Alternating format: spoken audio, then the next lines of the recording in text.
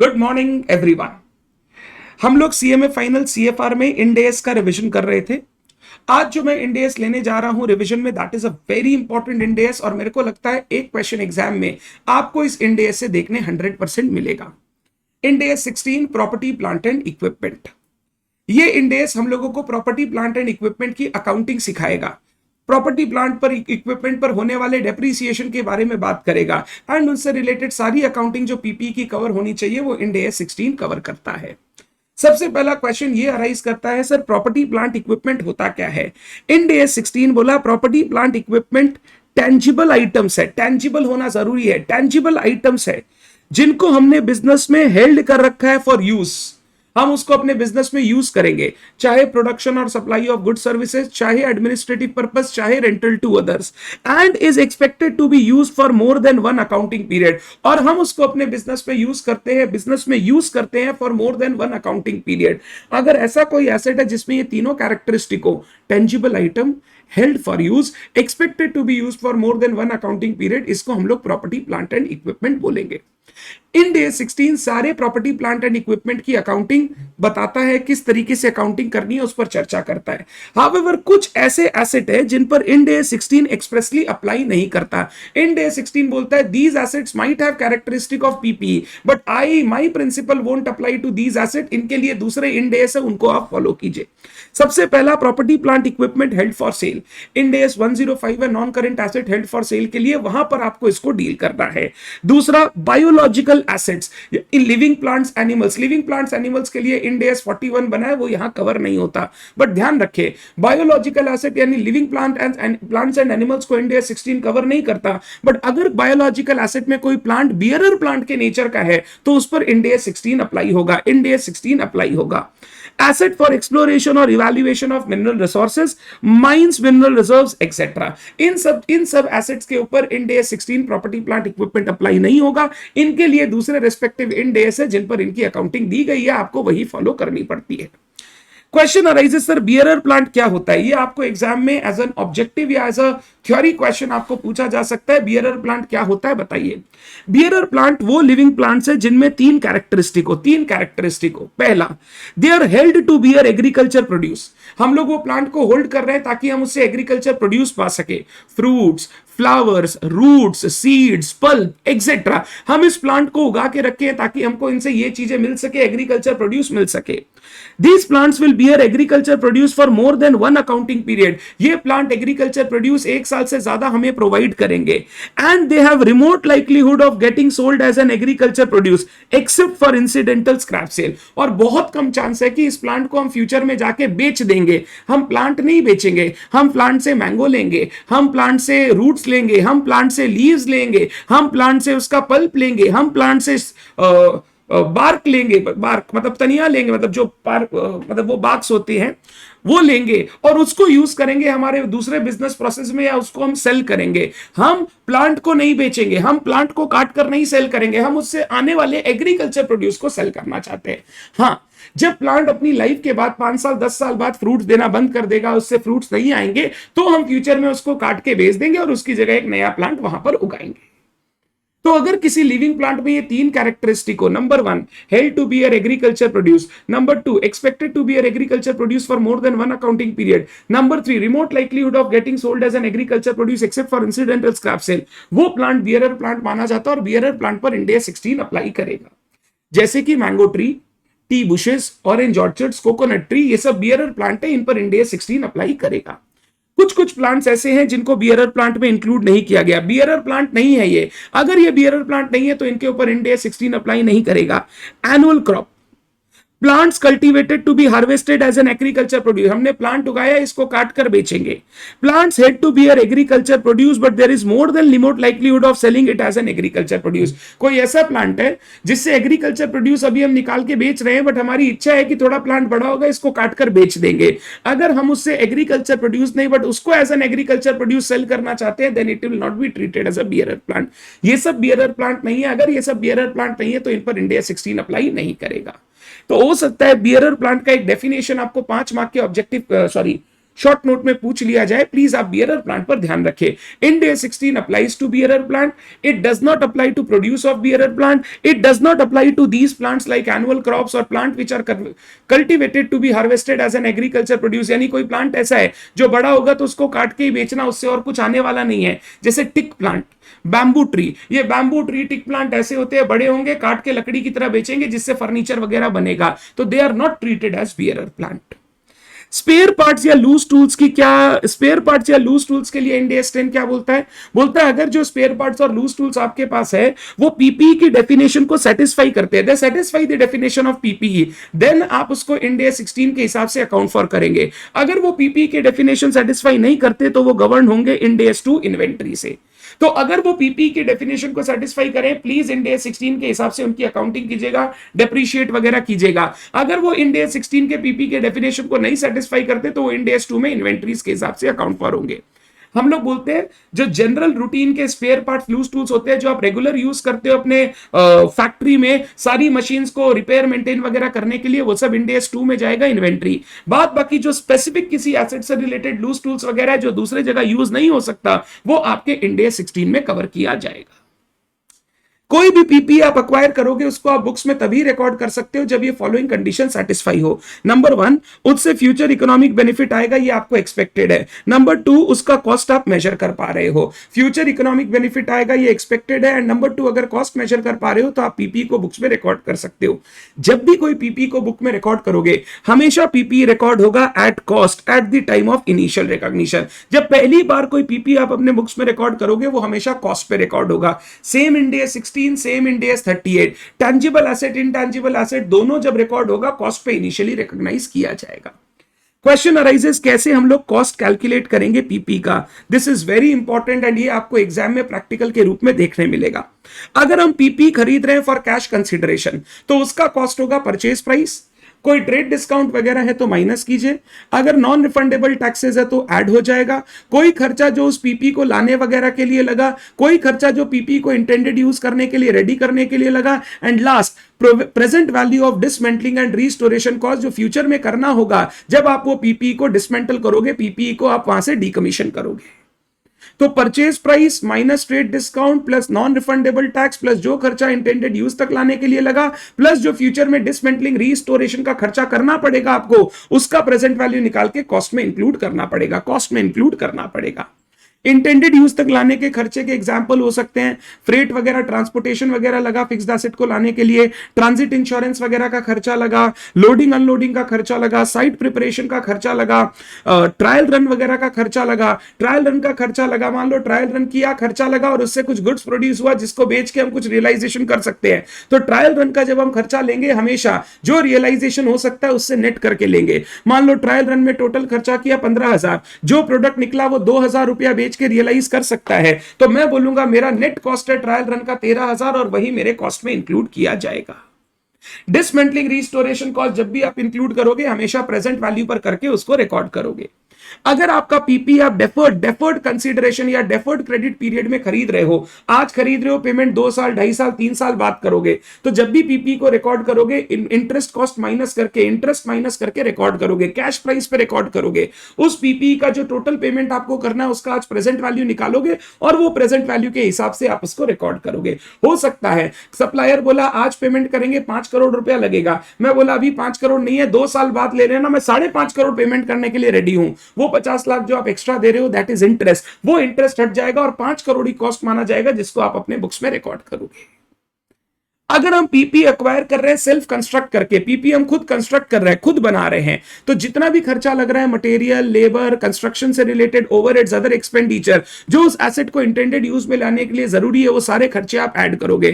कोई provision for dismantling या restoration cost है तो वो भी कॉस्ट में इंक्लूड होगा। ये सारा खर्चा जो एसेट को इंटेंडेड यूज में लाने के लिए लगा इनको ऐड करके आप कॉस्ट कैलकुलेट करोगे।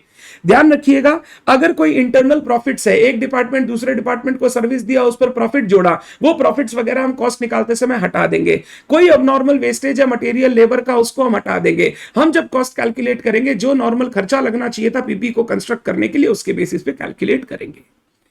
अगर पीपी हमने अक्वायर किया in exchange of other asset, दूसरे एसेट को एक्सचेंज करके अक्वायर किया, तो जो हमने पीपी अक्वायर किया उसका कॉस्ट हो जाएगा fair value of the asset given up, जो हमने एसेट दिया उसका फेयर वैल्यू, और fair value of the asset acquired, जो एसेट दिया उसका फेयर वैल्यू अगर अवेलेबल है तो वो ले लो, वो अवेलेबल नहीं है तो जो एसेट अक्वायर किया उसका फेयर वैल्यू ले लीजिए। हमेशा आप उसको कॉस्ट करोगे फेयर वैल्यू के हिसाब से जो अभी मार्केट में चल रहा है, अगर ट्रांजैक्शन में कमर्शियल सब्सटेंस है। बट अगर ट्रांजैक्शन में कमर्शियल सब्सटेंस नहीं है तो जो नया एसेट आप अक्वायर कर रहे हो वो आप रिकॉर्ड करोगे at the book value of the asset given up, जो एसेट जा रहा है उसकी बुक वैल्यू के हिसाब से नए वाले एसेट को रिकॉर्ड करोगे। तो अगर मैं दो एसेट एक्सचेंज कर रहा हूं, एक एसेट बेच के एक एसेट खरीद रहा हूं, जो नया एसेट खरीद रहा हूं वो हमेशा फेयर वैल्यू के हिसाब से रिकॉर्ड होगा। फेयर वैल्यू किसका? आइदर जो एसेट दे रहे हो उसका, वो नहीं है तो जो एसेट खरीद रहे हो उसका फेयर वैल्यू के हिसाब से आपको अपने एसेट को रिकॉर्ड करना पड़ेगा, एसेट को रिकॉर्ड करना पड़ेगा। बट ट्रांजैक्शन में अगर कमर्शियल सब्सटेंस नहीं है, अगर आइडेंटिकल चीजें एक्सचेंज हो रही है, उनसे कैश फ्लो में आपके कोई फर्क नहीं पड़ेगा, बिजनेस को अलग से इस एसेट आने से कोई मुनाफा या घाटा अलग से नहीं होगा, देन इन दैट केस फिर हम लोग ट्रांजैक्शन में कमर्शियल सब्सटेंस नहीं होने से जो एसेट एक्सचेंज किया उसका बुक वैल्यू ही हमारे नए एसेट का कॉस्ट माना जाएगा, उसी के रेफरेंस में हम अपने नए एसेट का कॉस्ट कैलकुलेट करेंगे। तो तीन केस बताया, कैश कंसीडरेशन में खरीदा, खुद कंस्ट्रक्ट किया, या तीसरा एक्सचेंज ऑफ अदर एसेट में एक्वायर किया। कुछ कुछ एक्सपेंडिचर ऐसे हैं जिनको आप कभी भी इंक्लूड नहीं करोगे इन दी कॉस्ट ऑफ पीपी, कभी भी इंक्लूड नहीं करोगे इन दी कॉस्ट ऑफ पीपी, यानी ये सारे खर्चे इमीडिएटली पीएल में चार्ज हो जाएंगे, इनको कभी कैपिटलाइज नहीं करना। General and admin overheads, general administration overhead जो डे टू डे बिजनेस चलाने के लिए लग रहे, they are not a part of cost of PP. Advertisement cost, selling cost, ये सब पीपी के कॉस्ट के पार्ट नहीं है। Initial operating losses, cost of relocating reorganising the business, expenses which do not directly related to making the asset ready for intended use, training के खर्चे, ये सब खर्चे कभी पीपी के कॉस्ट में नहीं आएंगे। सेम इंड एस 38 भी बोलता है कुछ ऐसे खर्चे हैं जिनको आप कैपिटलाइज नहीं कर सकते हो, इंटेंजिबल एसेट, जिनको आपको इमीडिएटली पीएल में डालना होगा। Training cost, initial operating losses, advertisement का खर्चा, कॉस्ट ऑफ रीलोकेटिंग रीऑर्गेनाइजिंग एकदम सेम है। वहां पर भी यही सारी बातें हैं कि वो पीएल में जाएगा, यहां पर भी बोला गया ये सारे खर्चे पीएल में जाएंगे, इनको आप कभी भी एसेट की कॉस्ट में इंक्लूड नहीं करोगे। जब आप एसेट परचेज करोगे जर्नल एंट्री हो जाएगा पीपी अकाउंट डेबिट कॉस्ट पे to bank to provision for dismantling cost. ये जो प्रोविजन फॉर डिसमेंटलिंग कॉस्ट है ये ओवर द पीरियड हर साल हम इस पे इंटरेस्ट अनवाइंड करेंगे, इंटरेस्ट इंक्लूड करेंगे हमारे इंटरेस्ट रेट के हिसाब से, और इंटरेस्ट इंक्लूड करते करते करते करते ये अल्टीमेटली पहुंच जाएगा उस रेट पे जो हमने इनिशियली सोचा था हमें लायबिलिटी पे करनी होगी, और फ्यूचर में हम जब पेमेंट करेंगे तो provision for dismantling cost account debit to bank. ये मैंने लाइबिलिटी अलग से बना के रख ली, धीरे धीरे मैं हर साल इस पर इंटरेस्ट जोड़ते जाऊंगा ताकि मैं इसको प्रेजेंट वैल्यू से रियल वैल्यू पे ले जा सकूं, और फ्यूचर में जाके हम इस लाइबिलिटी का पेमेंट कर देंगे, लाइबिलिटी का पेमेंट कर देंगे। तो PP account debit to bank account to provision for dismantling cost, ये हमारा प्रॉपर्टी प्लांट इक्विपमेंट को कैपिटलाइज करने का जर्नल एंट्री होगा। अगर पीपी पे कोई सब्सीक्वेंट एक्सपेंडिचर हुआ, यानी इसको लगाने के बाद कोई और खर्चा हमने किया, अगर वो खर्चा डे टू डे पीपी को चलाने के लिए, मेंटेन करने के लिए, रिपेयर करने का खर्चा है, वो हमेशा पीएल में जाएगा। जो डे टू डे ऑपरेशन के, रिपेयर के, मेंटेनेंस के खर्चे, they will always be charge to PL, they will never be capitalise. कोई खर्चा कैपिटलाइज तभी हो सकता है जब वो खर्चा पीपी के फ्यूचर इकोनॉमिक बेनिफिट को इंक्रीज करने की ताकत रखे। अगर हमने कोई ऐसा खर्चा किया है जिससे हमारे पीपी के फ्यूचर इकोनॉमिक बेनिफिट्स बढ़ जाएंगे, उस खर्चे को हम पीपी की कॉस्ट में कैपिटलाइज करेंगे। जैसे example replacement of major part, अगर रिप्लेसमेंट ऑफ मेजर पार्ट आप कर रहे हो तो हो सकता है एसेट की लाइफ बढ़ जाए, एसेट की एफिशिएंसी बढ़ जाए, इन दैट केस वो खर्चे को आप पीपी की कॉस्ट में इंक्लूड करोगे, जर्नल एंट्री पास करोगे पीपी टू बैंक।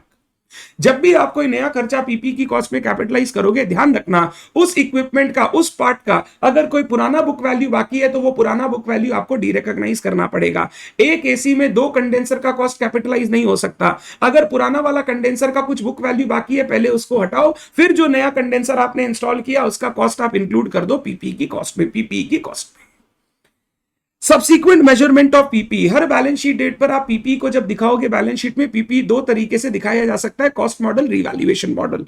ये दोनों आपको चॉइस दी गई है, आप अपने हिसाब से, एसेट के हिसाब से चॉइस करोगे, चूज करोगे। ये आपकी अकाउंटिंग पॉलिसी रहेगी, यानी वंस अडॉप्टेड बार बार चेंज नहीं करना है। प्लस अगर एक ही क्लास ऑफ पीपी में बहुत सारे एसेट है तो सारे एसेट को एक सेम मॉडल से वैल्यू करना है। हर क्लास ऑफ पीपी में अलग अलग एसेट को अलग अलग मॉड्यूल अलग अलग मॉडल से वैल्यू करने से इनकंसिस्टेंसी आएगी, विच इज नॉट करेक्ट। तो बोला गया अगर आपका कुछ एसेट्स है जो सेम नेचर का है और सेम सिमिलर यूज है उनका, उनको एक क्लास में बांध दो। उन क्लास में जब भी आप मॉडल अप्लाई करोगे एक सिंगल मॉडल अप्लाई करोगे। अगर मान लो मेरा एक क्लास है फर्नीचर, उसमें सारे एसेट सिमिलर नेचर के, सिमिलर यूज के है, इस पूरे फर्नीचर के क्लास में मैं इधर कॉस्ट मॉडल अप्लाई करूंगा या रिवैल्यूएशन मॉडल। ऐसा नहीं है कि फर्नीचर के अंदर 10 फर्नीचर है तो फर्नीचर 1 2 3 4 5 करेंगे कॉस्ट पे, फर्नीचर 6 7 8 9 10 करेंगे revaluation. This is not allowed. Accounting policy consistently follow होना चाहिए। सिमिलर नेचर के एसेट पर सेम मॉडल आपको अप्लाई करना है, आप डिफरेंट डिफरेंट मॉडल्स अप्लाई नहीं कर सकते। Similar nature and similar use दोनों इंपॉर्टेंट है। Factory building, office building, nature तो बिल्डिंग ही है बट यूज अलग अलग है, तो इनको दो मॉडल से आप सब्सिक्वेंटली मेजर कर सकते हो। ऑफिस फर्नीचर, फैक्ट्री का फर्नीचर, ऐसे तो फर्नीचर है बट दोनों के यूसेज अलग अलग है, इनको दो अलग अलग मॉडल से वैल्यू किया जा सकता है, कोई प्रॉब्लम नहीं है। बट ऑफिस फर्नीचर जितना भी आपके पास है सब एक ही मॉडल से वैल्यू होगा। ऑफिस फर्नीचर में आप ये नहीं कर सकते कुछ कॉस्ट मॉडल कुछ revaluation model, this is not allowed. Cost model में हम लोग बैलेंस शीट डेट पर कैसे वैल्यू करेंगे? Cost of the asset minus accumulated depreciation minus accumulated impairment loss. यानी जैसे आज तक आपने कॉस्ट माइनस डेप्रिसिएशन करके बैलेंस शीट पे एसेट को दिखाया वैसे ही दिखाएंगे। रिवैल्यूएशन मॉडल अगर हम फॉलो करते हैं तो रिवैल्यूएशन मॉडल के केस में हम एसेट को जब बैलेंस शीट में दिखाएंगे उसकी फेयर वैल्यू पर दिखाएंगे। आप जब एसेट को बैलेंस शीट में दिखाओगे फेयर वैल्यू पे दिखाओगे। अगर आप रिवैल्यूएशन मॉडल फॉलो करते हो और रिवैल्यूएशन करते हो तो इंडिविजुअल एसेट्स रिवैल्यू नहीं हो सकते, पूरा क्लास एक साथ रिवैल्यू होगा। अगर एक क्लास ऑफ एसेट में 10 एसेट है तो रिवैल्यूएशन 10 एसेट का एक साथ होगा। ऐसे नहीं ये दोनों एसेट, दो एसेट इस साल रिवैल्यू कर लो, ये दो एसेट नेक्स्ट ईयर रिवैल्यू कर लो, ये दो नेक्स्ट ईयर रिवैल्यू करो, नहीं। जब भी रिवैल्यूएशन होगा पूरे क्लास का होगा। रिवैल्यूएशन आपको सफिशिएंट रेगुलरिटी के साथ करना चाहिए, time to time fix time पर करना चाहिए। अगर एसेट वोलेटाइल नेचर का है, उसका प्राइस बहुत चेंज हो रहा है, सिग्निफिकेंट वोलेटिलिटी है, तो उसको ईयरली रिवैल्यू करो। अगर सिग्निफिकेंट वोलेटिलिटी नहीं है, प्राइस ज्यादा कम बेसी नहीं होता, उसको 3 से 5 साल में आप एक बार रिवैल्यू कर सकते हो, बार बार रिवैल्यूएशन करने की जरूरत नहीं है।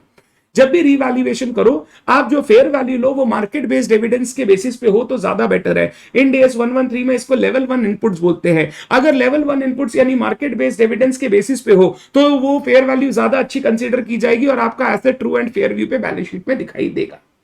रिवैल्यूएशन जब भी एसेट का करोगे उसकी अकाउंटिंग क्या होगी? अगर फर्स्ट टाइम रिवैल्यू कर रहे हो, अपवर्ड रिवैल्यू कर रहे हो, एसेट की वैल्यू बढ़ा रहे हो, जो भी प्रॉफिट है वो रिवैल्यूएशन रिजर्व में क्रेडिट होगा, PP account debit to revaluation reserve. Downward revalue कर रहे हो, एसेट की वैल्यू गिरा रहे हो, जो भी लॉस है वो पीएल में जाएगा, PL account debit to PP. Subsequently अगर रिवैल्यू कर रहे हो, पहले अपवर्ड किया था अब डाउनवर्ड करना पड़ रहा है, तो जो लॉस अब चार्ज होगा पहले रिवैल्यूएशन रिजर्व में जो बैलेंस है उससे चार्ज होगा, उससे ज्यादा लॉस है तो वो लॉस पीएल में डाल दीजिए। पहले डाउनवर्ड हुआ था अब अपवर्ड कर रहे हो, पहले डाउनवर्ड हुआ था अब अपवर्ड कर रहे हो, तो जो प्रॉफिट है पहले प्रॉफिट पीएल में दिखाना, जितना पुराना लॉस दिखाया था उसको नलीफाई करने के लिए, फिर जो एक्स्ट्रा प्रॉफिट है वो रिवैल्यूएशन रिजर्व में जाएगा, रिवैल्यूएशन रिजर्व में जाएगा। यानी जब भी सब्सीक्वेंट रिवैल्यूएशन करोगे पहले पुराने वाले रिवैल्यूएशन को एक बार झांक लेना, पहले क्या हुआ था, अकॉर्डिंगली रिवैल्यूएशन आपको करना पड़ेगा। रिवैल्यूएशन का प्रेजेंटेशन दो तरीके से कर सकते हो। पहला डेप्रिसिएशन एलिमिनेशन अप्रोच, जो अक्यूमुलेटेड डेप्रिसिएशन है अभी तक का उसको कैंसिल कर दो, journal entry accumulated depreciation account debit to PP, फिर जो पीपी का वैल्यू है उसको रिवैल्यू करके उस पे आगे डेप्रिसिएशन चार्ज करना शुरू कर दो। या फिर proportionate adjustment method. Proportionate adjustment method में कॉस्ट और अक्यूमुलेटेड डेप्रिसिएशन दोनों को आपको प्रोपोर्शनेटली एडजस्ट करना है जितना आपको रिवैल्यूएशन इंक्रीज या डिक्रीज करना है। अगर एसेट की बुक वैल्यू 10% से बढ़ानी है तो कॉस्ट भी 10% से बढ़ाइए, अक्यूमुलेटेड डेप्रिसिएशन 10% से बढ़ाइए, अपने आप आपका एसेट का वैल्यू 10% से बढ़ जाएगा। इसको बोलते हैं proportionate adjustment method. Not important for CMA final level, आज तक इस पर कोई क्वेश्चन वगैरह पूछा नहीं है, इग्नोर कर सकते हैं। रिवैल्यूएशन रिजर्व का ट्रीटमेंट क्या होगा? सर रिवैल्यूएशन रिजर्व बनने के बाद हम दो तरीके से ट्रीट कर सकते हैं। पहला तो revaluation reserve other comprehensive income में जाके फिर आपकी अदर इक्विटी में दिखाई देगा। रिवैल्यूएशन रिजर्व नॉन रिक्लासिफिएबल ओसीआई है, यानी एक बार ये अदर कंप्रिहेंसिव इनकम में चला गया, ये वापस कभी भी उठ के प्रॉफिट और लॉस में दिखाई नहीं देगा। आप रिवैल्यूएशन रिजर्व के दो ट्रीटमेंट कर सकते हो। पहला, रिवैल्यूएशन रिजर्व जैसा है वैसा ही छोड़ दो, जिस दिन एसेट आपके बुक से डी रिकॉग्नाइज होगा जितना रिवैल्यूएशन रिजर्व का बैलेंस है रिटेन्ड अर्निंग्स में ट्रांसफर कर देना। दूसरा, क्योंकि आपका एसेट अपवर्ड रिवैल्यू हुआ है तो उस पे अब हायर डेप्रिसिएशन हर साल चार्ज होगा। इस हायर डेप्रिसिएशन को काउंटर करने के लिए आप हर साल रिवैल्यूएशन रिजर्व से थोड़ा थोड़ा अमाउंट रिटेन्ड अर्निंग में ट्रांसफर करो, सो दैट जो पीएल में हायर डेप्रिसिएशन जा रहा है वो नलीफाई होके एसेट का जो पीएल पे चार्ज है वो कंसिस्टेंटली सही दिखाई दे सके। बट जब भी आप रिटेन्ड अर्निंग्स में डालोगे, पीएल के थ्रू नहीं डालना है, डायरेक्टली आपका ये रीवैल्यूएशन हिसाब से रिटेन्ड अर्निंग में जाएगा, ये कभी प्रॉफिट एंड लॉस में दिखाई नहीं देगा। डेप्रिसिएशन के बारे में इंड AS 16 बोलता है, depreciation systematic allocation of depreciable amount of PP over it's useful life. कोई भी पीपी आप ओवर द यूजफुल लाइफ उसको डेप्रिशिएट करोगे। हमेशा कंपोनेंट अप्रोच यूज करना है डेप्रिसिएशन के लिए। अगर एक एसेट है जिसके बहुत सारे सिग्निफिकेंट पार्ट्स है एंड हर सिग्निफिकेंट पार्ट का यूजफुल लाइफ दूसरे पार्ट से अलग है, तो जब भी आप डेप्रिशिएट करोगे हर पार्ट को उसकी यूजफुल लाइफ के हिसाब से डेप्रिशिएट करोगे। पूरे एसेट की लाइफ पर हर पार्ट को डेप्रिशिएट करने की जरूरत नहीं है। अगर मान लो एक एसेट है एक्स, उसके अंदर 3 पार्ट है 1, 2 एंड 3। 1 का लाइफ 5 साल, 2 का लाइफ 7 साल, 3 का लाइफ 10 साल, तो पहला वाला 5 साल में डेप्रिशिएट होगा, दूसरा 7 साल और तीसरा 10 साल। अगर एंटिटी पूरा 10 साल ये एसेट चलाना चाहती है, मान लो सर एंटिटी ने डिसाइड किया हम तो 5 साल बाद ही फेंक देंगे, तो तीनों ही फिर 5 साल में होगा अमोर्टाइज डेप्रिशिएट, फिर तो उसमें कोई बात ही नहीं है। बट अगर ये एंटिटी 10 साल एसेट यूज करेगी तो पहला पार्ट तो 5 साल बाद ही चेंज करना होगा, तो उसको 5 साल में डेप्रिशिएट करके खत्म कीजिए, दूसरा वाला 7 साल में डेप्रिशिएट खत्म कर दीजिए और तीसरा वाला 10 साल में डेप्रिशिएट किया जाएगा। इसको हम लोग बोलते हैं component approach of depreciation. Depreciation के मेथड्स हो सकते हैं SLM, WDV, production unit method. आपको अपने एसेट का फ्यूचर इकोनॉमिक बेनिफिट किस तरीके से आपको मिलेगा वो पैटर्न समझना है, उसके हिसाब से SLM, WDV, production unit use कर सकते हैं। अगर एसेट का बेनिफिट कंसिस्टेंटली आएगा over the useful life, SLM use करो। एसेट का बेनिफिट इनिशियली ज्यादा आएगा फिर धीरे धीरे कम होता जाएगा, डब्ल्यूडीवी यूज करो। एसेट का बेनिफिट उससे होने वाले प्रोडक्शन या कैपेसिटी यूसेज के हिसाब से है तो प्रोडक्शन यूनिट मेथड यूज करो। डेप्रिसिएशन जनरली खर्चा है, हमेशा पीएल में जाएगा, depreciation to asset, PL to depreciation. But अगर ये एसेट किसी और एसेट को कंस्ट्रक्ट करने में या प्रोड्यूस करने में यूज हो रहा है तो इसका डेप्रिसिएशन हम नए एसेट की कॉस्ट में इंक्लूड करेंगे। जैसे मशीन यूज कर रहे हैं इन्वेंट्री बनाने में, तो जो मशीन का डेप्रिसिएशन है उसको हम इन्वेंट्री की कॉस्ट में इंक्लूड कर लेंगे। तो अगर कोई एसेट दूसरे एसेट को बनाने में यूज हो रहा है तो इस एसेट का डेप्रिसिएशन उसकी कॉस्ट में इंक्लूड किया जाएगा। अगर डेप्रिसिएशन से related estimates like useful life, scrap value, depreciation method, depreciation rate ये कभी चेंज होते हैं तो इनका चेंज का इफेक्ट हमेशा प्रोस्पेक्टिवली लेना है, यानी जब से चेंज हुआ तब से इसका इफेक्ट लेना है, उसके बाद से इसका इफेक्ट लेना है, उसके पहले आपको इसका इफेक्ट लेने का जरूरत नहीं है। से फॉर एग्जांपल पहले मैंने सोचा था यूजफुल लाइफ 5 साल, 2 साल जाने के बाद मेरे को लगा अब 4 साल और चल सकता है, तो पहले मैंने 5 साल के हिसाब से 2 साल डेप्रिशिएट कर दिया। बट अब जो मेरा बुक वैल्यू बचा है उसको मैं रिमेनिंग 4 साल में डेप्रिशिएट करूंगा यूजिंग द न्यू एस्टिमेट। बोलते हैं जो भी आपका remaining carrying amount of the asset है उसको आप डेप्रिशिएट करोगे using the new estimate over the remaining useful life, using the new estimate over the remaining useful life. यानी प्रोस्पेक्टिवली आपको इफेक्ट देना है, रेट्रोस्पेक्टिव नहीं देना है, क्योंकि ये चेंज इन अकाउंटिंग एस्टिमेट है, चेंज इन अकाउंटिंग एस्टिमेट है। इंपेयरमेंट लॉस क्या होता है? अगर एसेट का कैरिंग अमाउंट उसके रिकवरेबल अमाउंट से ज्यादा है तो जितना एक्सेस पे आपने एसेट को दिखा रखा है उसको आपको राइट ऑफ करना है पीएल में एज अ लॉस, इसको हम लोग इंपेयरमेंट लॉस बोलते हैं। ये इंपेयरमेंट लॉस हम लोग इंड AS 36 में अलग से सीखेंगे। रिकवरेबल अमाउंट होता है higher of net selling price, net selling price मतलब fair value less cost to sell and value in use. Value in use, fair value less cost to sell निकालो, इन दोनों का हायर रिकवरेबल अमाउंट हो जाएगा। इसको कैरिंग अमाउंट से compare करो, अगर कैरिंग अमाउंट ज्यादा है, रिकवरेबल अमाउंट कम है, तो आपको इंपेयरमेंट लॉस इमीडिएटली रिकॉर्ड करना पड़ता है। डेप्रिसिएशन आप कब बंद कर दोगे? अगर एसेट का रेसिडुअल वैल्यू उसके कैरिंग अमाउंट से के बराबर या कैरिंग अमाउंट से ज्यादा हो जाए। If the residual value exceeds और equal the carrying amount of the asset, इसके बाद आपको डेप्रिशिएट करने की जरूरत नहीं है, वो ऑलरेडी अपने रेसिडुअल वैल्यू पे आ चुका है। या फिर अर्लियर ऑफ, जिस दिन आप एसेट को बुक से डी रिकॉग्नाइज कर रहे हो या asset is retired from active use and held for disposal. अगर आपका एसेट अब रिटायर हो चुका है एक्टिव यूज से, अब आप उसको यूज नहीं करोगे और बेचने के लिए आपने होल्ड कर रखा है, तो फिर उस पर डेप्रिसिएशन चार्ज नहीं करते। जब भी कोई asset retire from active use हो जाता है, held for depreciation, held for cell हो जाता है, उसका डेप्रिसिएशन हम बंद कर देते हैं, उसको हम वैल्यू करते हैं fair value less cost to sell में, और जो भी गेन और लॉस होता है वो गेन और लॉस इमीडिएटली हम पीएल में डाल देते हैं। तो इंड AS 105 हम लोग को सिखाता है non current asset held for sale. बोलता है कोई भी नॉन करेंट एसेट अगर हेल्ड फॉर सेल है तो उसको वैल्यू करना है fair value less cost to sell, fair value less cost to sell, और उस पर डेप्रिसिएशन फिर चार्ज नहीं होगा। तो या तो आपने बुक से एसेट को डी रिकॉग्नाइज कर दिया, या एसेट रिटायर हो गया from active use and is held for disposal, तो फिर आपको उस पर डेप्रिसिएशन चार्ज नहीं करना।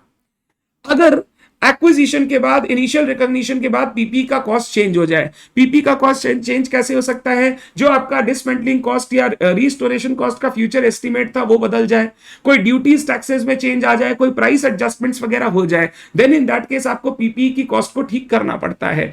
अगर आपका एसेट कॉस्ट मॉडल पे वैल्यू हो रहा है तो जो भी कॉस्ट का चेंज है वो सीधा आप पीपी से एडजस्ट करोगे। अगर कॉस्ट बढ़ाना है तो पीपी अकाउंट डेबिट, कॉस्ट गिराना है तो पीपी अकाउंट क्रेडिट। अगर एसेट आपका रीवैल्यूएशन मॉडल पे वैल्यू हो रहा है तो एसेट ऑलरेडी फेयर वैल्यू पे है, तो एसेट यानी पीपी अकाउंट को कुछ नहीं करना, जो भी आपका गेन और लॉस है वो रीवैल्यूएशन रिजर्व या पीएल से एडजस्ट होगा। अगर आपके पास रीवैल्यूएशन रिजर्व है तो रीवैल्यूएशन रिजर्व में आप एडजस्ट करोगे, रीवैल्यूएशन रिजर्व नहीं है तो पीएल से एडजस्ट किया जाएगा, पीएल से एडजस्ट किया जाएगा। तो अगर कोई भी चेंज होगा cost subsequent to acquisition, cost model पे वैल्यू करोगे तो वो कॉस्ट से एडजस्ट होगा, रीवैल्यूएशन मॉडल पे वैल्यू कर रहे हो तो वो रीवैल्यूएशन रिजर्व या पीएल से एडजस्ट होगा। अगर पीपी आप अपने बुक से डी रिकॉग्नाइज करते हो, डी रिकॉग्नाइज, तो जो भी गेन और लॉस होगा डी रिकॉग्निशन में वो हमेशा पीएल में जाएगा। डी रिकॉग्निशन कब हो सकता है? या तो आप पीपी को बेच रहे हो, या अब आपको लग रहा है पीपी से कोई फ्यूचर इकोनॉमिक बेनिफिट नहीं आएगा तो उसको राइट ऑफ करके खत्म कर दीजिए, और जो लॉस है वो लॉस या गेन पीएल में जाएगा। ये हमारा इंड AS 16 के सारे पॉइंट जो हमने क्लास में पढ़े थे, जो हम लोगों को एग्जाम में पूछे जा सकते हैं। ये एक रिवीजन हो गया इंड AS 16 का। अब सर इसमें सबसे इंपॉर्टेंट पॉइंट कौन से हैं? सबसे इंपॉर्टेंट पॉइंट मेरे हिसाब से कॉस्ट ऑफ पीपी का computation will be very important, depreciation का computation will be very important, revaluation reserve का computation and treatment will be very important. Cost, depreciation and revaluation reserve will be 3 important area जिस पर आपको ध्यान रखना है। आइए हम कुछ क्वेश्चंस देखते हैं related to Ind AS 16। 3 question मैंने ले रखे। जून 23 का क्वेश्चन नंबर 2A2, जून 23 का क्वेश्चन नंबर 2A2।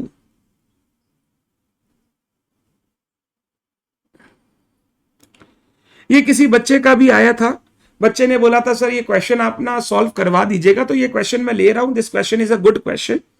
इस क्वेश्चन में आपको बोला गया है prepare plant and machinery account as per Ind AS 16। मेरे को प्लांट एंड मशीनरी अकाउंट बनाना है, यानी पीपी अकाउंट बनाना है। Answer to question 2A2, plant and machinery account.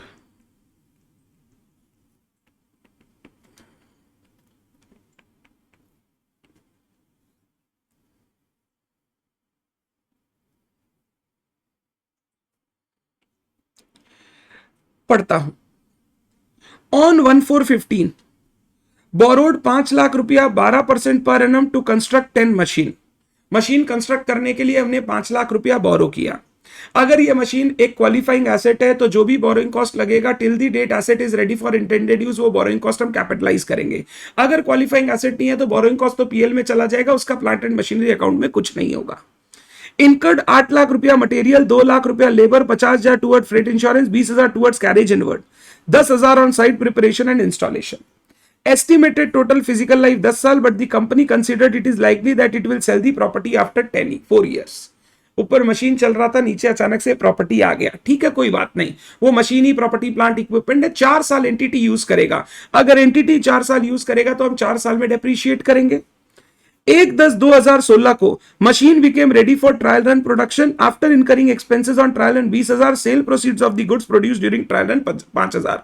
1/4/15 को शुरू किया था, 1/10/16 पे ट्रायल रन हो रहा है, यानी ऑलमोस्ट 1.5 साल हो गया, अभी तक एसेट रेडी नहीं हुआ है, यानी एसेट को सब्सटैंशियल पीरियड लग रहा है, क्वालिफाइंग एसेट है। 1/1/17 machine became ready for commercial production, यहां मेरा मशीन रेडी हो गया for commercial production. Residual value 2 lakh, government grant receive हुआ 2 लाख, ग्रांट रिसीव हुआ। ठीक है। 1/4/17 company does not begin the use of the machine until 1/4 put the machine to commence the commercial production. 1/1 को ready हो गया, हम 1/4/17 से यूज किए। ठीक है, 1/1 को रेडी हो गया था, it was available for use, it was ready for use, it was put to use, but actual use started from 1/4/17। 1/10/17 को हमने एक मशीन बेच दिया 93,500 पे। 31 मार्च 19 को remaining life of the property, remaining life is assessed at 4 years, residual value 220 and property revalued upward by 45,000। 31st March 20 company decide to adopt written down value method by charging depreciation 20%। 31st March 21 machine became idle and retired from active use but not held for disposal। 31st March 22, idle machines held for disposal. The machine could not be disposed of till the end of the year when the realizable value was 75% of carrying amount, subject to 10% realizable expenses. ठीक है. 31st March 23 को idle machine held for disposal during the year actually disposed of for 75% of the carrying amount. फिर हमने उसको बेच दिया. मतलब सोच कहां से शुरू हो रहा है. 15 से कहानी शुरू हो रहा है, 2023 में खत्म हो रहा है. 8 साल का लेजर अकाउंट बनाना है और 5 मार्क का क्वेश्चन. इतनी कंजूसी भी अच्छी नहीं होती इंस्टीट्यूट. तुम 8 साल का डेटा दिया है, पूरे 8 साल का काम करना और बोल रहा है 5 मार्क में तुम लेजर अकाउंट बना के दो. पूरा इंडिया 16 ऊपर से नीचे तो इन्होंने उतार दिया, सब कुछ ही पूछ लिया इन्होंने, फिर 5 मार्क का एक तो क्वेश्चन बना के दिया. इसीलिए एग्जाम में पेपर कंप्लीट नहीं होता है. अब क्वेश्चन भी तो आपको सेंसिबल, आप मार्क्स बढ़ा दो ना, 5 को 8 कर दो, बच्चा करेगा ट्राई. 5 मार्क में इतना कुछ पढ़ के सॉल्व करना in exam all becomes very difficult. आइए हम 1 4 15 से चालू करेंगे, फिर एक एक चीज वापस पढ़ेंगे. सबसे पहले तो ये मशीन क्वालिफाइंग एसेट है. आप वर्किंग नोट में लिख सकते हो, as machine took substantial period of time to get ready for intended use, it is a qualifying asset, so borrowing cost incurred till the date the asset is ready for intended use shall be capitalized. ये आप लिख सकते हो. मैं 1 4 15 को जो खर्चे लगे वो रिकॉर्ड कर रहा हूं. टू बैंक जो भी खर्चा लगा, 8 लाख का मटेरियल, 2 लाख का labour, 50,000 freight, 20,000 carriage, 10,000 site preparation, 10,80,000 रुपया टोटल खर्चा लगा 1 4 15 को. 1 4 15 को 10,80,000 खर्चा लगा. और 15 16 में क्या हुआ? नेक्स्ट तो 1 10 16 को हुआ, 15 16 में और कुछ नहीं हुआ. मैं 31 मार्च 16 को बोरोइंग कॉस्ट इस साल का कैपिटलाइज कर रहा हूं to interest. Plant and machinery account debit to interest. 5 lakh का 12%. स्पेसिफिक लोन है, एक्चुअल इंटरेस्ट के हिसाब से कैपिटलाइज हो जाएगा 60,000. तो 31 मार्च 16 हो गया by balance CD. Sir depreciation नहीं चार्ज करोगे? डेप्रिसिएशन तभी स्टार्ट होता है जब asset ready for intended use हो जाए. अभी तो हमारा एसेट बन रहा है, रेडी फॉर इंटेंडेड यूज वो नेक्स्ट ईयर होगा 1/1/17 को. अभी तो एसेट बन रहा है, तो अभी वो रेडी फॉर इंटेंडेड यूज नहीं है, कोई डेप्रिसिएशन चार्ज नहीं होगा. 1 4 16 टू बैलेंस बीडी 11,40,000. हमने खर्चा किया 1 10 16 को ट्रायल रन का 20,000 और ट्रायल रन के खर्चे के बाद सेल प्रोसीड्स आया 5,000 रुपए का. तो नेट ट्रायल रन का खर्चा to bank, net trial run expense 15,000 का खर्चा हुआ. 20 - 5 जो पैसा रियलाइज हो गया उसको कॉस्ट से माइनस करके नेट वैल्यू पे आप रिकॉग्नाइज करो. नेट वैल्यू पे आप रिकॉग्नाइज करो. डन है. 1/1/17 को अब asset ready for intended use हो गया 1/1/17 को, तो 1/1/17 तक का बोरोइंग कॉस्ट ही कैपिटलाइज होगा. 5 लाख का लोन वो तो पूरा यूज हो चुका है. 12% इंटू 9/12. इस साल का 9 महीने का इंटरेस्ट कैपिटलाइज होगा. इन डेज 23 बोलता है कि जब बोरोइंग कॉस्ट आप कैपिटलाइज करोगे तभी तक कैपिटलाइज करोगे जब तक asset ready for intended use हो जाए. उसके बाद का बोरोइंग कॉस्ट कैपिटलाइज नहीं होगा, वो पीएल में जाएगा. इंटू 12% इंटू 9/12 45,000 मैंने और कैपिटलाइज कर दिया. अब इस साल मेरे को 1/10/17 को 1/1/17 को ही ग्रांट रिसीव हुआ. ग्रांट रिसीव हुआ तो मैं उसको कॉस्ट से रिड्यूस कर रहा हूं. ग्रांट जो रिसीव हुआ मैं कॉस्ट से रिड्यूस कर रहा हूं. मेरा खर्चा लगा, गवर्नमेंट ने मेरे को कुछ खर्चे का पोर्शन वापस कर दिया, तो जो ग्रांट रिसीव हुआ मैं उसको कॉस्ट से रिड्यूस कर रहा हूं बाई बैंक अकाउंट. 2 लाख रुपया मेरे कॉस्ट से रिड्यूस हो गया. तो अब मेरा asset ready for intended use हो गया और अब उसका फाइनल कॉस्ट हो गया, फाइनल कॉस्ट 10 लाख रुपया. मेरे एसेट का फाइनल कॉस्ट हो गया 10 लाख रुपया.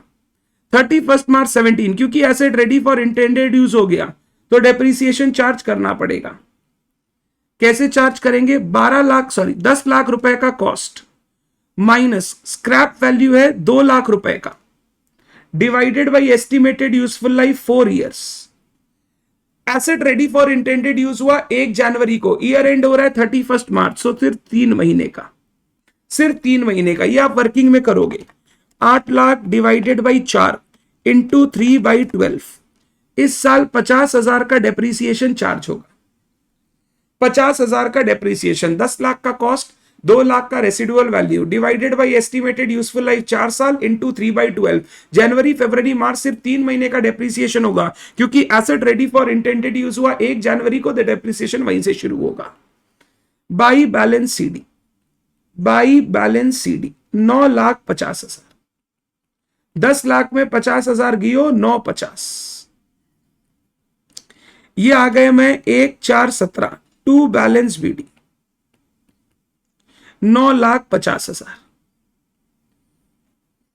आगे चलता हूं, फिर इसके बाद मशीन का काम चालू हुआ 1/4 से कमर्शियल प्रोडक्शन, ठीक है वो कभी से भी चालू हुआ हो। 1/10 को मैंने 10 में से एक मशीन बेच दी 93,500, 1/10 को 6 महीने बाद। तो पहले 6 महीने के लिए एक मशीन का डेप्रीसिएशन, एक मशीन 10 मशीन का कॉस्ट 10 लाख, तो एक मशीन का कॉस्ट 1 लाख माइनस उसका residual value 20,000 divided by 4 years, 4 साल का लाइफ, और 6 महीना वो यूज हो पाया, 6 महीना वो यूज हो पाया, तो 80,000 डिवाइडेड बाई 4, 20,000 इंटू 6/12, 10,000। फिर मैंने उसको बेच दिया बाई बैंक 93,500। अब मेरे को कैलकुलेट करना है प्रॉफिट या लॉस, प्रॉफिट या लॉस। एक सेकेंड, वर्किंग नोट, प्रॉफिट और लॉस ऑन सेल ऑन 1/10/17। 1/1/17 को कॉस्ट था एसेट का 1 लाख, फिर 3 महीने का डेप्रीसिएशन चार्ज किया लास्ट ईयर, 50,000 चार्ज किया था 10 मशीन का, तो हर मशीन का 5,000, 95। फिर 6 महीने का डेप्रीसिएशन इस साल चार्ज किया 10,000, बचा 85, बुक वैल्यू 85, सोल्ड फॉर 93,500, तो एक प्रॉफिट हुआ 8,500 का, एक प्रॉफिट हुआ 8,500 का, मशीन बेच के प्रॉफिट हुआ 8,500 का। तो मैं यहां लिखूंगा 2PL, 2PL 8,500 का प्रॉफिट हुआ। आगे फिर इस साल कुछ और नहीं बोला, तो 31 मार्च 18 को मैं एसेट को डेप्रीशिएट करूंगा, बचे हुए 9 एसेट को, 9 एसेट का depreciation soon, 9 lakh minus scrap value 180 divided by 4 years, पूरे साल का डेप्रीसिएशन।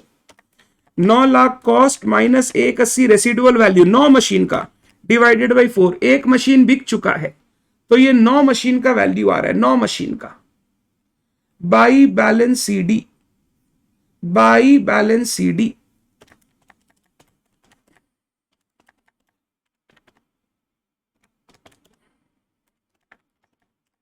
675, 6,75,000 balance CD.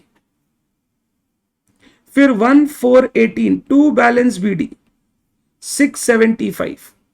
अब 18-19 में क्या हुआ, हमने प्रॉपर्टी को अपवर्ड रीवैल्यू किया टू रीवैल्यूएशन रिजर्व। वैसे तो ईयर एंड बोल रहा है, बट वापस इंस्टीट्यूट वही करेगा, इस साल इसका डेप्रीसिएशन का इफेक्ट लेगा। मतलब बोल रहा है ईयर एंड पे रीवैल्यू हुआ, बट मान लेगा शुरू में हुआ और इस साल डेप्रीसिएशन का इफेक्ट लेगा। इस साल का डेप्रीसिएशन, नया डेप्रीसिएशन, क्योंकि अब एस्टिमेट चेंज हुआ है, तो मेरा नया बुक वैल्यू हो गया 675 plus 420 plus 45, 7,20,000। Scrap value 220 minus 2,20,000 divided by 4 years. ये इस साल से नहीं नेक्स्ट ईयर से करना चाहिए था, बट जैसा हमने इनटैंजिबल एसेट में देखा था, जिस साल चेंज हो रहा है इंस्टीट्यूट इफेक्ट उसी साल से ले रहा है, तो यहां पर भी मेरे को लगता है वो वही करेगा। वैसे अगर ईयर एंड पे चेंज हुआ है तो प्रोस्पेक्टिवली नेक्स्ट ईयर से आपका इफेक्ट आना चाहिए, बट ये लोग इस साल का इफेक्ट लेंगे, बोलते हैं ड्यूरिंग द ईयर ये सब हुआ है, तो ड्यूरिंग द ईयर हुआ है तो इसी साल से हम अपना डेप्रीसिएशन रिवाइज कर रहे हैं। 7,20,000 minus 2,20,000 divided by 4, 1,25 by balance CD 720 minus 125, 595 to balance BD 595। जब भी अपना कोई एस्टिमेट चेंज होता है तो जो हमारा बचा हुआ बुक वैल्यू होता है उसको रिमेनिंग यूजफुल लाइफ में डेप्रिशिएट करना होता है। कंफ्यूज मत होना सर, यहां पे आप 675 क्यों लिए, यहां तो कॉस्ट होना चाहिए था। जब भी कोई एस्टिमेट चेंज होगा हम लोग हमेशा बचे हुए बुक वैल्यू को रिमेनिंग लाइफ में डेप्रिशिएट करेंगे। अब बचा हुआ बुक वैल्यू है ये 720, इसको हमको 4 साल में डेप्रिशिएट करना है, रेसिडुअल वैल्यू 220 छोड़ना है। 1/4/19 को ये हुआ। इस साल कंपनी ने डिसाइड किया डेप्रीसिएशन 20% के हिसाब से WDV करेंगे। वापस वो ईयर एंड पे हो रहा है बट कंपनी इसी साल से ले लेगा। तो 595 का 20% सीधा 1,19,000 by balance CD minus equal to 476। Prospective effect, इस साल चेंज हुआ है तो इस साल से इफेक्ट लेंगे, पुराने सालों को छेड़ेंगे नहीं। 476। 31 मार्च 21 को बोला आइडल है, retired from active use but not held for disposal, तो नॉर्मल डेप्रीसिएशन जैसे चार्ज होता है। एक्चुअल यूज जरूरी नहीं होता डेप्रीसिएशन के लिए, डेप्रीसिएशन के लिए एक्चुअल यूज कभी जरूरी नहीं होता। 476 इंटू 20%, 20% है ना, मैं सही कैलकुलेट कर रहा हूं। 720 minus 125 595 into 20% minus equal to 476। हाँ ठीक है, ये ठीक है, ये ठीक है, ये ठीक है, ये ठीक है। अपवर्ड रिवैल्यूएशन हुआ 45, पीपी टू रिवैल्यूएशन रिजर्व हो गया 720 माइनस 220, 5 लाख। 5 लाख को 4 साल में डेप्रीशिएट करना है 125, ठीक है। 595, ठीक है, करेक्ट है। 476 का 20% 95,200 by balance CD 3,80,800। 1/4/21 to balance BD 3,80,800। अब बोला कि ये मशीन रिटायर हो गया from active use and held for disposal, और मशीन को वैल्यू कर रहे हैं 75% रियलाइजेबल वैल्यू है कैरिंग अमाउंट का, 10% रियलाइजेशन एक्सपेंस लगेगा। जब भी कोई asset retire from active use होता है, हेल्ड फॉर डिस्पोजल होता है, हम उसको वैल्यू करते हैं fair value less cost to sell. Fair value less cost to sell, fair value बोला इसका 75% माइनस कॉस्ट टू सेल कितना बोला 10% रियलाइजेबल एक्सपेंस। तो पहले इसका 75% निकाल, 285,600 इंटू 10% 28,560 माइनस इक्वल टू 2,57,040। अब ये asset retire from active use हो गया। अगर रिटायर फ्रॉम एक्टिव यूज हो गया देन इन दैट केस हम इसको वैल्यू कॉस्ट पे नहीं करेंगे, हम इसको वैल्यू करेंगे fair value less cost to sell, fair value less cost to sell. और जो अमाउंट बचेगा वो अमाउंट पीएल में चला जाएगा। आप डेप्रीसिएशन बोल के डालो या सीधा पीएल बोल के डालो, जो अमाउंट बचेगा वो अमाउंट सीधा पीएल में चला जाएगा।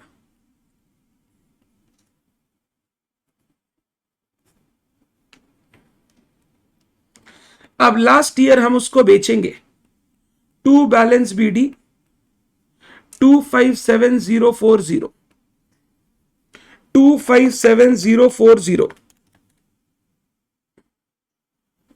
ये ठीक है, ये क्लासिफाई कर दिया 75% of carrying amount by bank 257,040 into 75% 192,780 पे बेच दिया बाई PL। बैलेंस हो गया लॉस, बैलेंस हो गया लॉस 64,260, बैलेंस हो गया लॉस 64,260 जो PL में चला जाएगा। बैलेंस हो गया लॉस। ये पूरे 8 साल का काम हमने किया। इसमें इंड AS 16 भी था, इंड AS 23 भी था, इंड AS 105 भी था, non current asset held for cell. अगर कोई non current asset held for disposal है तो उसको वैल्यू करते हैं fair value less cost of disposal. तो फेयर वैल्यू बोला 75% ऑफ कैरिंग अमाउंट माइनस 10% का खर्चा लगेगा, तो माइनस 10% करके वैल्यू निकाला, जो डिफरेंस था वो पीएल में डाल दिया। फिर उसको बोला 75% ऑफ कैरिंग अमाउंट पे अल्टीमेटली सेल हुआ, तो अभी कैरिंग अमाउंट जो था उसका 75% पे सेल हुआ, बैलेंस लॉस पीएल में चला गया। ये हमारा पूरा क्वेश्चन था, क्वेश्चन 2A1, सिर्फ 5 मार्क के लिए।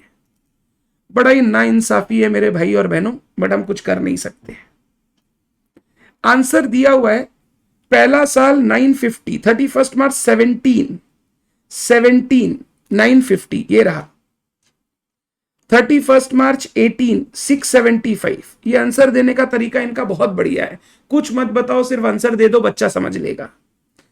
फाइनली 595 476 3,80,800 257,040 एंड फाइनली लॉस हुआ 64260। 64260 बहुत मशक्कत के साथ, बट ये आंसर मैच हो गया हमारा। This was a very good question given in exam, but 5 mark के लिए ये क्वेश्चन देना एंड एग्जाम में कर पाना is very very very difficult. Already इस पेपर में जो इंटेंजिबल एसेट का क्वेश्चन था वो ऑलरेडी एम्बिगुअस था, और ये भी डाल दिया, मतलब ये क्वेश्चन मैक्सिमम बच्चों ने छोड़ा ही होगा। चलिए कोई बात नहीं, कुछ कर नहीं सकते, थोड़ी बहुत विडंबनाएं हैं, इंस्टीट्यूट सुलझा ले तो बढ़िया हो जाए भविष्य। नेक्स्ट, एमटीपी दिसंबर 23 का question 2A। MTP December 23, December 23 question 2A। On 1st April 2020, Vishnu Limited installed a machine in the rented premises at a cost of 25 lakh. 25 lakh रुपया का मशीन इंस्टॉल किया, लाइव 3 साल। As per the rental agreement, the machine should be decommissioned and the building should be brought into the original position। जब आप 3 साल बाद छोड़ के जाएंगे, आपको क्या करना है, आपको ये मशीन यहां से उठा के जाना पड़ेगा और बिल्डिंग को उसी कंडीशन पे लाना पड़ेगा। Company should incur 4 lakh at the end of 3rd year to restore the premises. ये जो 4 लाख 3 साल बाद लगेगा टू रीस्टोर दी प्रेमाइसेस, ये क्यों लग रहा है? क्योंकि सर आज आप इस पे एक मशीन बैठा रहे हो, इसीलिए फ्यूचर में ये खर्चा लगेगा उठाने के लिए। तो ये खर्चा एसेट के कारण ही लग रहा है, तो ये एसेट के कॉस्ट में इंक्लूड होना चाहिए, बट प्रेजेंट वैल्यू पे। Assume borrowing rate applicable to the entity 10%, discount rate दे दिया 10%, रिकॉर्ड दी जर्नल एंट्री। अब रिकॉर्ड दी जर्नल एंट्रीज इतना बोल के छोड़ दिया, for first year, for 3 years, या इनिशियली क्या करना है कुछ बताया नहीं। लेट्स सी, हम लोग खाली पहले कॉस्ट निकालते हैं। Answer to question 2A MTP. Purchase price machine का दिया है, परचेज प्राइस कितना दिया हुआ है? Purchase price 25 lakh plus present value of dismantling cost. Present value of dismantling cost, ये डिसमेंटलिंग कॉस्ट कैसे निकालोगे? 4 लाख रुपया 3 साल बाद लगने वाला है, into present value factor 10% for 3 years. 1.1 divide 1 2 3, 1.1 divide 1 2 3, 0.7513 into 4 lakh, 3,526, 3,526 ये मेरे कॉस्ट में इंक्लूड हो जाएगा। 28,526, 28,526 मैं जर्नल एंट्री पास करूंगा, PPE account debit 28,526 to bank, जो आज परचेज प्राइस का पेमेंट हुआ 25 lakh, to provision for dismantling cost, provision for dismantling cost 3,526। ये एंट्री अगर आज का करना हो तो क्वेश्चन यही खत्म, बट क्वेश्चन 7 मार्क का है तो मैं इज्जत दूंगा। ये फर्स्ट ईयर का बिगिनिंग हो गया, 1/4/2020। अब 31 मार्च 2021 को क्या होगा? सर डेप्रीसिएशन चार्ज करेंगे पीपीई पर, ये डेप्रीसिएशन पीएल में चला जाएगा। कहां चला जाएगा? पीएल में। 28,526 और कुछ बोला नहीं है, तो मैं 3 साल में इक्वली डेप्रीशिएट कर रहा हूं, मैं 3 साल में इक्वली डेप्रीशिएट कर रहा हूं। जो मेरा present value of dismantling cost है उस पर इंटरेस्ट मैं अनवाइंड करूंगा, interest account debit to present value for dismantling cost, इसको बोलते हैं अनवाइंडिंग ऑफ इंटरेस्ट। 3,00,526 पे 10%, 30,053। ये भी पीएल में चला जाएगा, ये भी पीएल में चला जाएगा। आप एंट्री मारना चाहो तो PL to depreciation to interest, PL to depreciation to interest. 31 March 22 वापस मैं डेप्रीसिएशन चार्ज करूंगा एसेट पर 933509। इंटरेस्ट वापस अनवाइंड करूंगा, बट इस बार इंटरेस्ट जो मेरा present value for dismantling cost का बुक वैल्यू होगा उस पर। बुक वैल्यू कितना होगा? इनिशियल वैल्यू था 300526, उस पे पहले साल का इंटरेस्ट ऐड कर दो, इसके ऊपर 10% नेक्स्ट ईयर।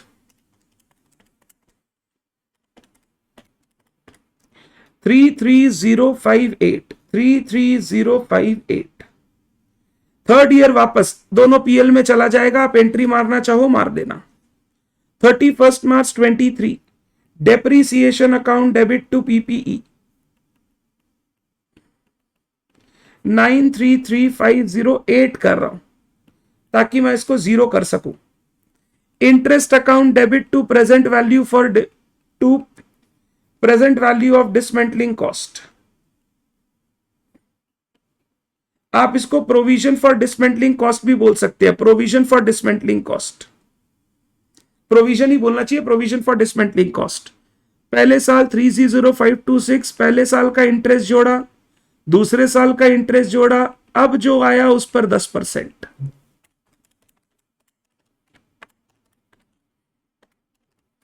ये आया 36364, 36364। अगर इसको जोड़ोगे ना टोटल तो ये 4 लाख हो जाएगा present value for dismantling cost. अगर इस इंटरेस्ट को जोड़ दोगे और present value for dismantling cost का वैल्यू निकालोगे तो वो एग्जैक्टली 4 लाख आएगा, जो हमने इनिशियली सोचा था कि 3 साल बाद 4 लाख खर्चा करना पड़ेगा। जब खर्चा करेंगे तो पेमेंट करेंगे, खर्चा करेंगे एंट्री करेंगे PL provision for dismantling cost account debit to bank. जब पेमेंट करेंगे तो जर्नल एंट्री पास कर देंगे लाइबिलिटी टू बैंक। मैंने तीनों साल की एंट्री दिखा दी क्योंकि ये मेरे को बताया नहीं था 1 साल का दिखाना है कि तीनों, तो मैंने तीनों साल का दिखा दिया। एसेट पर डेप्रीसिएशन होते जाएगा और डिसमेंटलिंग कॉस्ट को हम लोग अनवाइंड करते जाएंगे। इंटरेस्ट हर साल, इंटरेस्ट हर साल ओपनिंग बैलेंस ऑफ लाइबिलिटी पर अनवाइंड होगा। जो लास्ट ईयर का इंटरेस्ट है जोड़ के उसके ऊपर 10%, फिर ये इंटरेस्ट जोड़ के उसके ऊपर 10%, अल्टीमेटली वो 4 लाख पर पहुंच जाएगा। डन। लास्ट क्वेश्चन जो मेरे को करना है आपके साथ, जून 23 एमटीपी क्वेश्चन 2A, जून 23 MTP question 2A।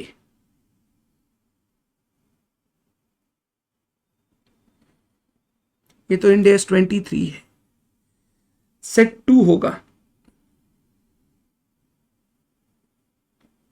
Question 2A मैं ये बोलूंगा आपको पहले ना एक बार ये क्वेश्चन 2 मिनट लेकर रीड करना चाहिए, फिर मैं आपके साथ ये डिस्कस करता हूं।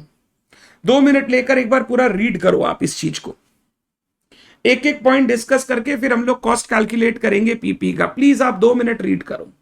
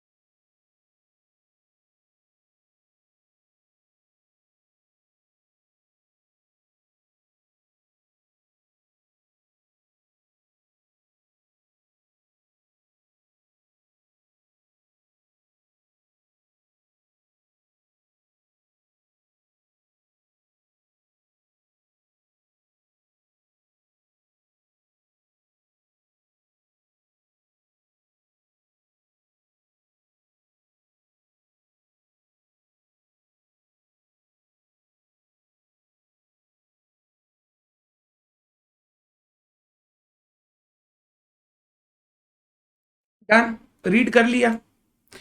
D Limited has incurred the following transaction in respect of acquiring a plant in exchange of old plant. पुराना प्लांट देके एक नया प्लांट अक्वायर किया। Old site was dismantled at a cost of 16,000.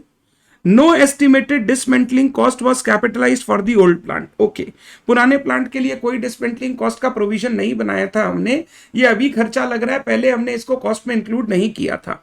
Scrap from the old site sold at 2000, यानी net dismantling cost 14,000 लगा है। हमने पुराने एसेट को उखाड़ा, 14,000 रुपया खर्चा लगा। इसके बाद नया एसेट लगाया, 96,000 the site was constructed at a cost of 96,000, नया साइट बनाया 96,000। Supplier of the new plant and new plant agreed to take away the old plant at fair value of 352. नया प्लांट का सप्लायर बोला हम पुराना plant ले लेंगे आपका 3,52,000 फेयर वैल्यू पे। नया प्लांट का प्राइस था 640, एक सेकेंड, 640 प्राइस है, 352 वो पुराना प्लांट का एक्सचेंज वैल्यू देगा, तो कैश पे करना पड़ेगा 288।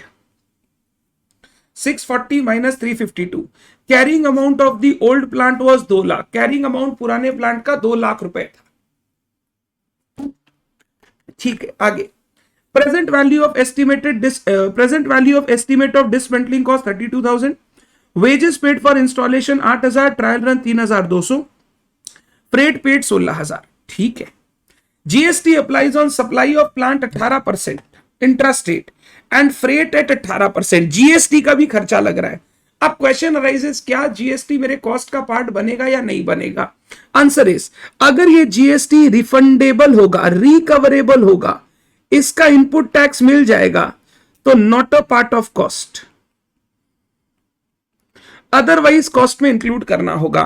क्वेश्चन आगे बोलेगा तो ठीक है, नहीं बोलेगा तो मेरे को असम्पशन लेके काम करना पड़ेगा।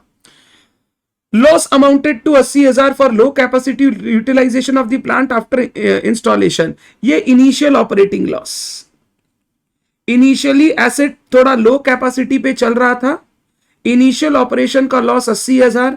हमने सीखा इनिशियल ऑपरेटिंग लॉस कभी कैपिटलाइज नहीं होगा, वो हमेशा पीएल में जाएगा। 20,000 was paid for cost of launching the product to be produced from the plant, cost of launching the product, advertisement का खर्चा 20,000। हमने पढ़ा था एडवर्टीजमेंट का जो भी खर्चा होगा वो पीएल में जाएगा, कभी एसेट की कॉस्ट में ऐड नहीं होगा। तो ये लास्ट दो खर्चे तो पीएल में जाएंगे, इनको एसेट की कॉस्ट में नहीं डालना। Analyze the above information to determine the value to be recognized for the asset. Please write the text for the note to be disclosed in the annual report of the company. Oh my God. मेरे को बोल रहा है analyse the above information to determine value to be recognised for the asset. मेरे को asset किस value पे recognise करना चाहिए? आंसर टू क्वेश्चन 2A,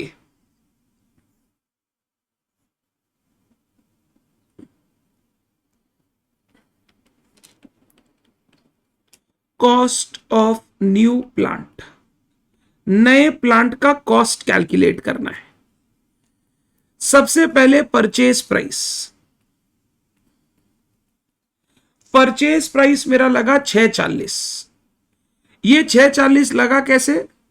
एक प्लांट दिया 352 का old plant fair value and 2,88,000 cash दिया, तो भी ये 640 मेरा टोटल कंसीडरेशन है जो परचेज प्राइस लगा, plus site preparation, site preparation का खर्चा लगा, साइट प्रिपरेशन 96,000, हमने साइट को प्रिपेयर किया 96,000। फिर इसके बाद डिसमेंटलिंग कॉस्ट का मेरा प्रोविजन है, present value of dismantling cost, ये भी कॉस्ट में इंक्लूड होगा 32,000 plus wages for installation trial run, wages for installation, wages for trial run, wages for installation, wages for trial run, ये हो गया 8,000 और 3,200। और फ्रेट का खर्चा लगा, फ्रेट का खर्चा, फ्रेट का खर्चा मेरा लगा 16,200। कितना? 16,000।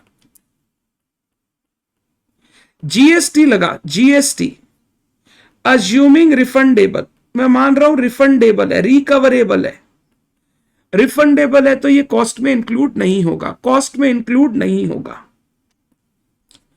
तो मैं 640 plus 96 plus 32 plus 8 plus 3200 plus 19,000, 798,200, 798,200 पर एसेट का कॉस्ट मेजर करूंगा।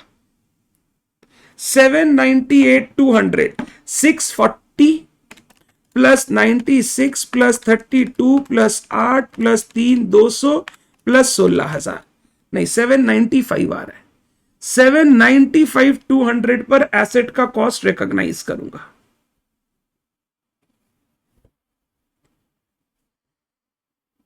ये मेरा कॉस्ट ऑफ न्यू प्लांट। मेरे से पूछा बताइए कॉस्ट ऑफ न्यू प्लांट क्या होगा। सर जो खर्चे दूसरे लगे उनका क्या करोगे। Number 1 dismantling cost of old plant,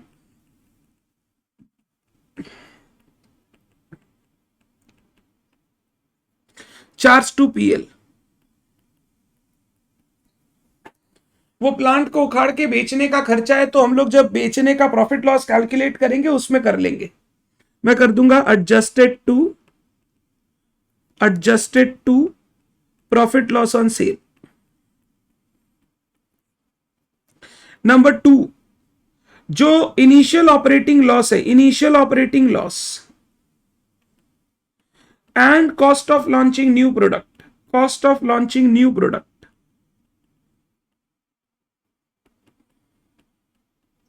shall be charged to PL, shall be charged to PL।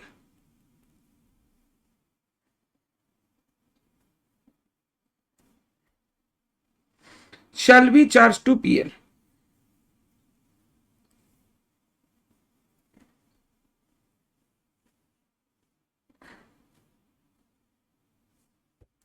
अगर कोई मेरे को बोलेगा सर बताओ प्रॉफिट और लॉस ऑन सेल ऑफ या on exchange of plant, old plant, exchange value 352 minus dismantling cost लगा, खर्चा लगा, खर्चा कितना लगा 16,000, 2,000 रियलाइज हुआ 14,000, 338 कैरिंग अमाउंट 2 लाख, तो प्रॉफिट हुआ 138, प्रॉफिट हुआ 138, प्रॉफिट 138, 2 लाख ही कैरिंग अमाउंट था ना, प्रॉफिट 138।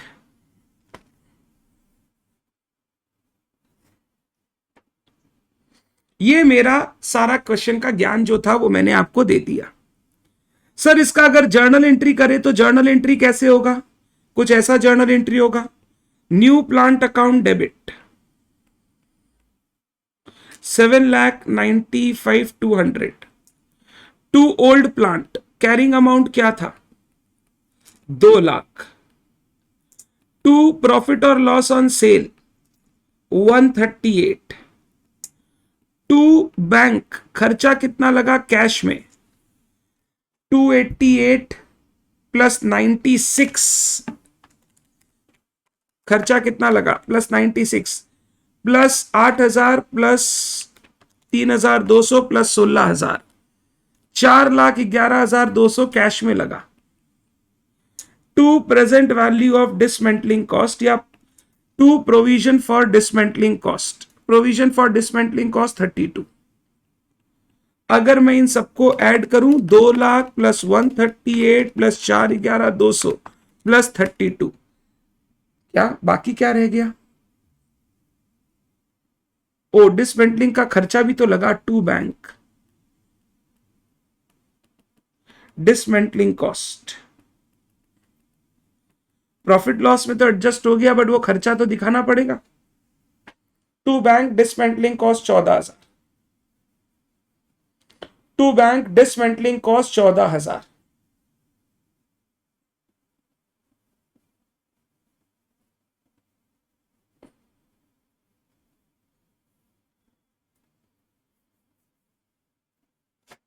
Dismantling cost 14,000। ये तीनों हो गया ओल्ड प्लांट से रिलेटेड। 2 लाख रुपया मेरा कैरिंग अमाउंट, 14,000 का मेरा लगा खर्चा, बैलेंस प्रॉफिट मेरा 138, 4,11,200 मेरा सारा खर्चा लगा नया प्लांट के ऊपर कैश में, और डिसमेंटलिंग कॉस्ट 32,000। ये मेरा तीसरा क्वेश्चन जो एमटीपी में दिया हुआ था। Done. This completes my revision and questions on Ind AS 16 property plant equipment. Important Ind AS है, एग्जाम में आएगा, प्लीज देख के जाइएगा अच्छे से। Thank you so much everyone, bye bye.